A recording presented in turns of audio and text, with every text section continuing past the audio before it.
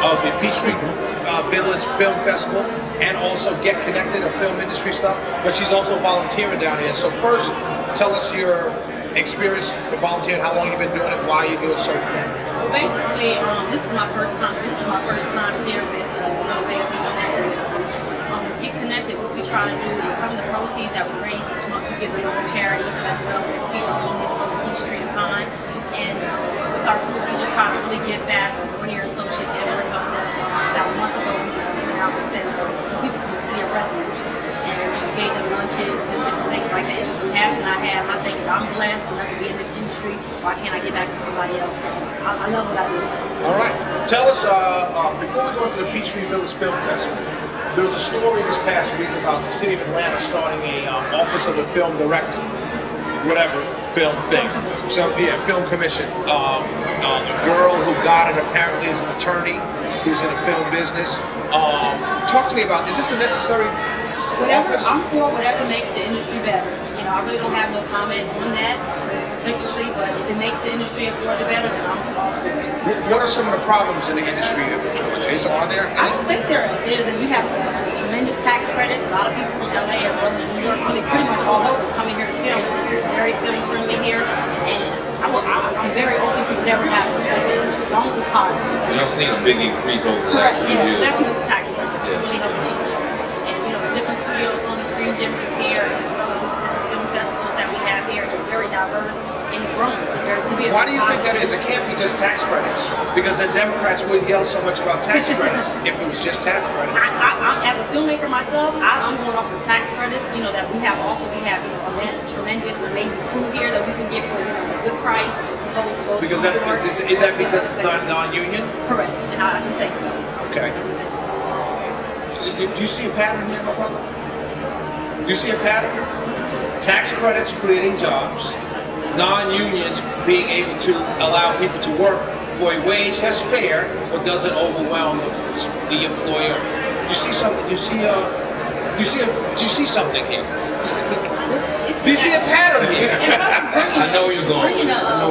It's bringing the government of Georgia billions of dollars each year, you know, for as far as the film industry. I think we're at even with the tax credits. Right, even with the tax because credits. You do pay something. Correct. And I think, you know, right now when I last checked, I think we were at about $2 billion, if I'm not mistaken, for the revenue that we're bringing into Georgia, which is good. That's awesome.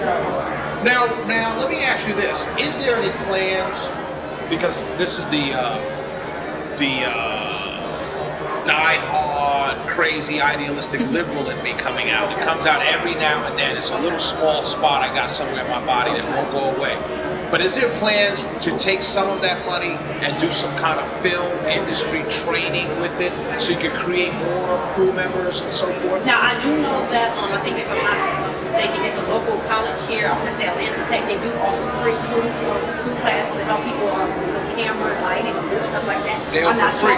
For free. I'm not sure if it comes from the right. money that the industry is bringing in. I can't speak on that, but they are offering. There's another one. AIU, they all. I'm not sure. I thought I saw a commercial with I do know they do, but you don't pay for it. I know Atlanta Tech offers classes. So I can go down there if I have a hobby, like if I have, you know, I can go down there and take a class on how to run a camera. Correct. Really? They offer. It's not like you can just go in there. Right. You got to sign up. You got to sign up, and they offer it. And they do it like quarterly. Wow, that's interesting. Now tell us about the Peachtree Village Film Festival. I went last year. I saw an excellent movie, and I'd like to ask you what's being done with it, The Corner Store. Well, actually, I'm one of the producers on that. Really? So yeah, we that shot movie was awesome. Detroit. Actually, we just got picked up in Detroit by AMC, and that will be here in Atlanta at South Lake in January. So this new thing in this film industry thing is to make a movie, and instead of going to distributor, go to the movie theaters. It's called AMC Indy. You know, the AMC is a national theater chain, and they actually have a new program for independent filmmakers that you can shoot a film. You know, you submit it like something like a film festival. If you like it, you get picked up in different markets. Depending on the market of the movie. Correct. So if it's a movie about, say, old white people, they might put it in AMC theaters in another area. Well, I don't think so. I think wherever you get the hand is dealt to you, because I'm an amazing filmmaker. I know she did a film, and hers was the AMC Indie, and hers went to Buckhead. it was a black film, so it really just depends. Just depends. It's open. We're Gotcha. just Gotcha. How do you feel about a straight to DVD? Was that even Oh, I like? love it. Me, as a filmmaker, straight DVD, I think it's quicker money to get the educated investor back, as well as get some extra money in your pocket. How do you sell straight to DVD? You got the red box, Oh, as well that's- as you got the Targets, you got the Walmarts. It's just there, and you just market it yourself and try to get it out. So you go directly to Correct. to the store itself. Correct. You're a filmmaker. Correct. Okay, Tommy and I, and I'm including Tommy in this, he doesn't know it yet, and Killer Mike, all right? We're trying to get in touch with Sam Greenlee, because my idea, and I'll give you the treatment real quick, all right? The treatment is part 2 of the Spook Who Sat by the Door. And there You might is, not want to give this idea out over here. you know what? God will protect me. If somebody takes it, I got a million more. Really. So Yeah, I mean, really. No, seriously, I'm gonna tell you the truth. Yeah, I wouldn't Tommy, realize that either. let me know what. Yeah. But you know what? Let me tell you guys something. Honestly, I agree with you, and you're absolutely right. But let me tell you something. I told Spike Lee this. You know what I mean? If someone's gonna do it, someone's gonna do it. I'm not that type to say I had that idea because you might have. Have you heard it from me? Unless that movie makes about $3 billion. You know what? But you know what? Then That's gonna come back. yeah, but the thing is, if someone takes something they heard me say on the radio and makes $3 billion from it, I'm not mad at them. I'm mad at myself because I just left $3 billion. Because I just left $3 billion on the table. Because I'm still 3 years later telling people the idea. I've done nothing to push it forward. But I'm talking to a filmmaker now, and I'm thinking, I think that is a viable, marketable movie. Particularly in this day and age, you have a black president. You have black people in particular more aware of the news and information around them, so you can interweave that into it. Because one of the things that made Spook Who Sat by the Door at the time such a hit, when a book came out and then when it was made into a movie, what made it such a hit was because at that time there was a huge argument going on about affirmative action, and the whole movie was really about affirmative action. Do you know the movie? Sam Greenlee has a book called The Spook Who Sat by the Door. Every African American, and it was turned into a movie, but every African American should buy The Spook Who Sat by the Door, because it is a movie about what should have happened with integration. The movie's about integration and affirmative action. The long and short of it is this. The first 10 guys, the government says you have to hire black people, which is what they said. So the FBI says, okay, we got to hire these black people, so they get 10 guys. The 10 guys are your stereotypical characters. There's one that's just a slickster. There's one that's, doesn't want to do nothing. There's one from the deep south that can't talk. This is just a different array of characters. Long story short, there's one of them who does everything the FBI says. He shows up on time, he takes a test, he aces all the tests. But the FBI, because they're forced to hire these African American men by the government, doesn't want them to make the grade, doesn't want them to pass the test at the end. So they're doing everything to stop. So they try and stop them, and they drop them one by one. But what you realize in watching the movie, the FBI is not dropping them as much as each stereotype is dropping himself. And it leaves one guy. The one guy passes, so they say, man, we got this N-word working for us, what do we do? So they said, well, stick them in the bowels making copies. So they stick them downstairs in the FBI building making copies. Long and short of it, by making copies, the man learns everything that the FBI does to control and keep power.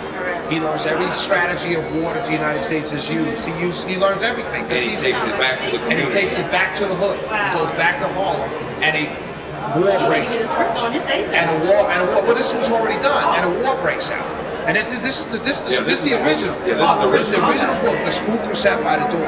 And essentially, what he does is he takes everything he's learned, he goes back into Harlem, and he raises an army, and they try and fight overthrow the government. And it ends with the government killing him. But in the ending, you hear a baby crying, which leaves the door open for a Spook 2, which is his son. But differently because, or daughter, well, daughter would be obviously better because you get the sex appeal in there. But the point is, you've got 35, almost 4 decades of what these policies and programs did to the black community. You see what I'm saying? You see what affirmative action has done. You've seen what pro-welfare has done. So when this movie was made, these were new government programs that everybody was celebrating. But now you know what the issues have been. So it can be a much, and so, yeah. So if you're a filmmaker, I would love to talk to you more because the title is in my head. Killer Mike is on board. I mean, we both agree, and Tommy agrees, this is the one book everyone's read Autobiography of Malcolm X. There's a reason why they don't make people read this book in African American studies classes. Because I think the whole book is about revolution. it's about revolution, but the whole book is about learning. Is basically what my stepfather told me years ago. If you want to beat the fox, learn the fox's ways. That's right. That's right. And so this is what this book is about. That's why they won't let us read it in college. And the book, and Sam Greenlee's still tours. By the way, we're trying to work on getting him down to the Actors Lounge. But that's our idea. Not the story, but to continue that story. Do you think it can sell? I definitely do. You get a good cast behind it, I think it can. How do you do that? I got an idea for it. I got the script and get the funding right. You gotta get the script and get the Well, funding. if I wrote a script, you can get the funding. No, I can't tell you that. You can help. You know I can it's try to that help easy. you. Yeah, I wish No, I didn't mean. No, I'm sorry. I'm a salesperson. salesperson. I didn't mean to say it. The assumption in my head is it knows it's not that easy. I'm saying, if I wrote the script, would you know where to go with the script to get the Correct, funding? yes. Yeah, that's what I meant to say. I know the funding's not that Basically, easy. with the funding, just people that you know that got money. You reach out, hey, I got this story. No, I'm one of those people that has a phone book of 300 numbers in here of all poor people. Oh well. Yeah, half of the people Some on my people phone taking book are loans out of online their house, outside. mortgages, extra mortgages out of their house just to fund their projects. So Really? you know what you gotta do. Really? I wouldn't do that, but that's what people are doing just to make moves. But That's crazy. And some people have been successful. yeah.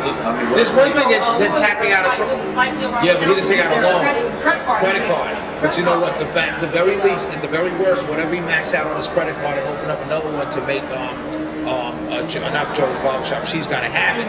That's what he did. But the difference is that the credit card, if I never pay it back, my credit goes bad. Correct. If I take a second mortgage out on my house and I never pay it back, I lose my home. Right. It's a fundamental difference. Yeah. I'll max out 5 credit cards in a moment to follow a dream.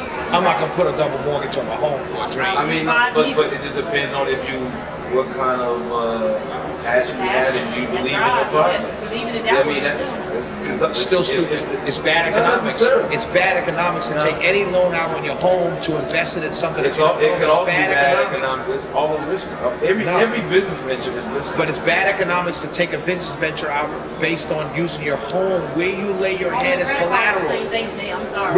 Good for you. Good for you. I should be. I understand. No. That's good for you. But I'm saying the home is your roof. You should never bet against the home in your house. There's no reason. There's nothing you can say. I don't care how much you believe it. It's bad. Any finance person will tell you it's a stupid idea to put your home where you lay your head up for collateral against something. It's only a bad idea if it works. I mean, if it doesn't work. No, you're not understanding. I'm not encouraging nobody to do it, but you're talking to somebody who's did nothing but follow. You have to go there, trust me. No, I'm not saying following your plans. No, I'm trying to tell you, I'm talking about sacrifice. That's not sacrifice. It is a sacrifice. No, it's not. It's a gamble. It's a gamble. Right, but you don't gamble with your home. You gamble, man, please. I've been gambling for the last 10 years, homie. Trust me. And Tommy, you're not gonna convince me. Tommy. Trust me, I know it's a look, bro. I know you all this right wing. No, I'm not. Being fiscally conservative. No. It's not about being fiscally. This is not about being fiscally conservative. Yes, and it's not about not following your dream. There's not a person on this planet that doesn't think that's a bad idea. There's not a person on this planet that doesn't think it's a bad idea. No. But if you believe in something, sometimes you take a chance. That's the only thing. There's no way to argue that. There's no way to argue that. You're arguing the obvious. Of course, it's a bad idea. No, of course. Okay, so then why? You're trying to make an argument out of the obvious. No, I'm trying to make an argument out of versus a Spike. Hold on, brother. I'll let you talk for a while. Versus a Spike Lee maxing out his credit cards. This is where it came from. Don't shake your head. Versus a Spike Lee maxing out his credit cards and someone taking a mortgage out on their home to follow a dream. I'm trying to tell you that I can see you leaving and saying, you know what, I'm going to drive across country to California with no place to live and nothing to follow the dream. More power to you. Go ahead. I welcome you to do that. But if you guys live in a home that you bought and you got a loan out on, you're not going to. So then why would you encourage people to do that? I don't encourage anybody. I don't encourage. I tell people that you're talking to somebody who's living this. No, I'm not talking about that. I'm talking about what. Listen to me.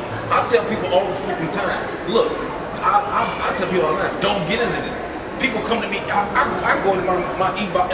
Listen. I go into my inbox right now and pull out 100 people requesting I want to be a full-time poet. And my response is every time, don't do it. But I can never tell you not to follow your passion. It's the same thing. That's what I just said. It's all rich. You're trying to state the obvious of like, oh, It's not a risk to become a full-time poet. It's No, not a it's- risk to it's- do anything. it It's is. not. It No, is. it's not. It is. It No, there's a risk. You know, we gotta go off there, y'all. no, there's not a risk to do anything and follow your past, but It's it's the a ugly freaking truth, 10 risk a.m. to 1 to p.m. put your house up for Monday through mortgage. Friday.